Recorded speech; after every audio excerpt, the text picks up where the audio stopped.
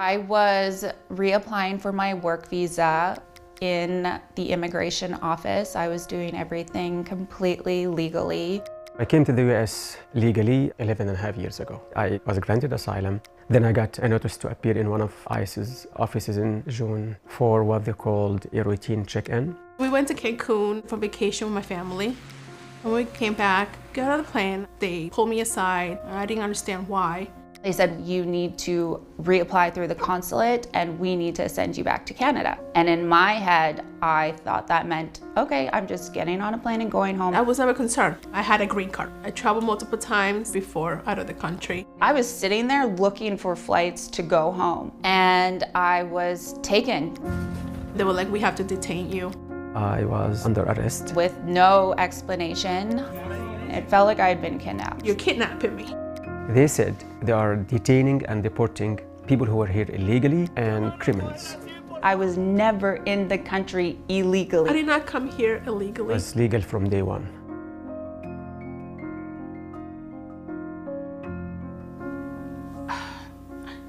You know, having a mother taken away from the kids, I felt like a knife was just like, it's like stabbing my heart. I never expect this in America.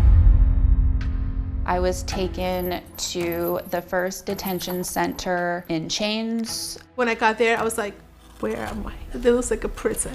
They took us to the booking. We're asked to strip naked in front of each other. There were 30 of us in one cell, just like a line of bunks and then open showers and toilets. And you're supposed to use this toilet in front of 12, 14 other people. If I wanted to use the bathroom, I feel violated. What did we do to be treated this way? That is inhumane. I was treated like a criminal, like I killed somebody. And every single time I asked a question, it was, I'm not your case officer. I don't know. I'm just doing my job. They said, listen, I know every one of you will say, I left my kids at home with no one to take care of them. I don't care. You will say that you haven't eaten anything all day long. I don't care. You say that you're terrified, you are here unjustly. I don't care. It was super cold. Freezing. They nicknamed them the ice boxes. Don't think it's more than 30 degrees. We're huddled, trying to stay warm, wrapped in these aluminum foils, looking like dead bodies. There's no window that you can look outside. I never was able to breathe fresh air. Fluorescent lights are shining 24/7. I couldn't sleep. We kept hearing rats scream, oh. One of the girls had her period and there was blood everywhere. They knew I was in a menstrual cycle, but it was not offered to shower for 5 days. This nurse comes in and she's like, pregnancy test. She made us pee in front of each other into these Dixie cups. We're all just standing there in a circle, holding our open urine, and she's plopping these pregnancy tests in and then being like, okay, you guys are gonna check it back in the toilet.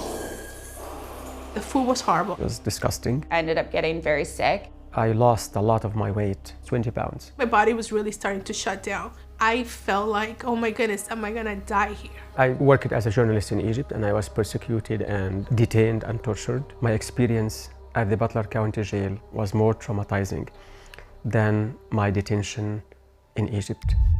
I got woken up in the middle of the night and they're like, Jasmine, you're leaving. I jumped up, I'm like, I'm going home. And they're like, we're being transferred. She said, we're gonna transfer you to Maine. I was like, Maine? You're going to Arizona. I'm like, why am I going to Arizona? I begged every single guard for help. Can you please tell anyone, your supervisor, that I would love to pay for my flight home? Just get me out of here.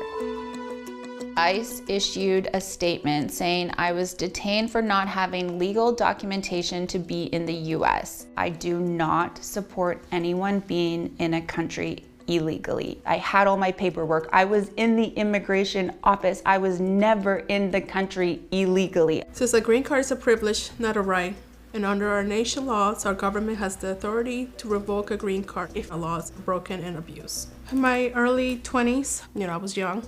I was in college. I got in trouble for possession of marijuana. I was pardoned.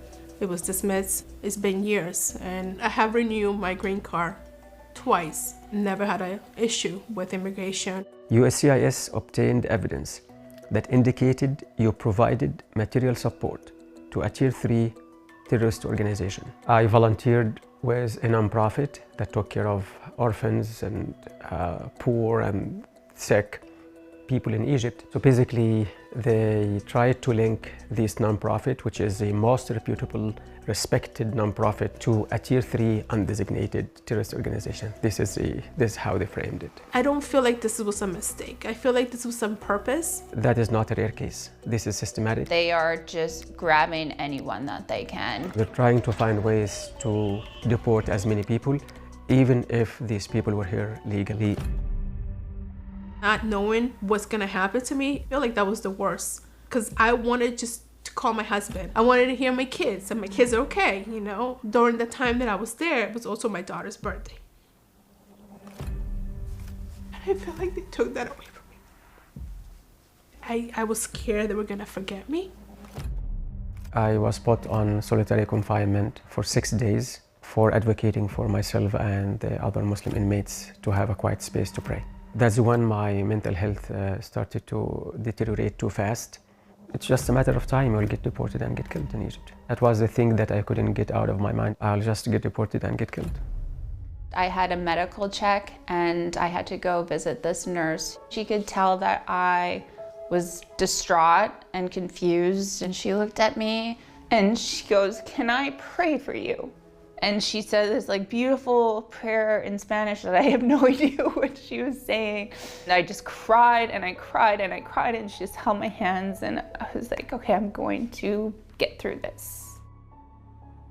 An officer called and said, "Pack your stuff." Where am I going? Just pack your stuff. I was transferred back to the San Diego prison. It was a 2-hour drive. Someone just grabbed me and said, "You're coming with me this way." She's like, "Yeah, uncuff her. She's being released today." My eyes just like, what? Said, "You are released." I actually forget what the word released mean in English. To be honest, it's just, I didn't. What do you mean by you're released? I was in a shock. They stripped the chains off of me quickly, snuck me into the airport, escort me onto the plane, sit me down, and they're like, "Okay, you're free. You can use your cell phone now. Take care." And they were kind of like outside, and I did not know where to go. I didn't have a phone. An officer said, "We just got this letter today. The Department of Homeland Security reinstated your asylum status." It was the happiest moment of my entire life. Assalamu alaikum wa rahmatullahi wa barakatuh. So the first thing we did was to drive to the mosque. Then we went out to eat in a Palestinian restaurant. I ate a lot. I was happy to see my husband. I was more happy to see my girls, no offense.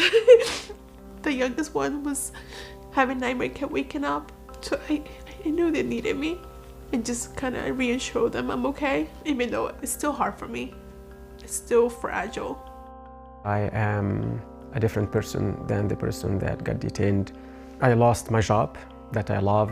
I lost my health insurance. Was not able to finish my degree, all because I got detained for 73 days. I was so lucky to have only been in there for 2 weeks. Can you imagine someone in the system that doesn't have my privilege? All the lawyers, all the money, all my connections, majority of the women that I met have been in there for months.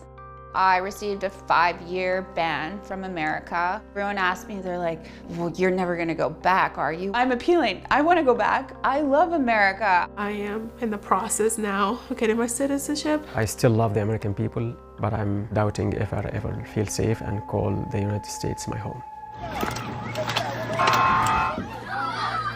I don't think this government will stop. Your government is funding a system that doesn't follow any rules. Immigrants will be the first target. After that, they will target any opposition. Violating due process this time means they will violate it again and again and again.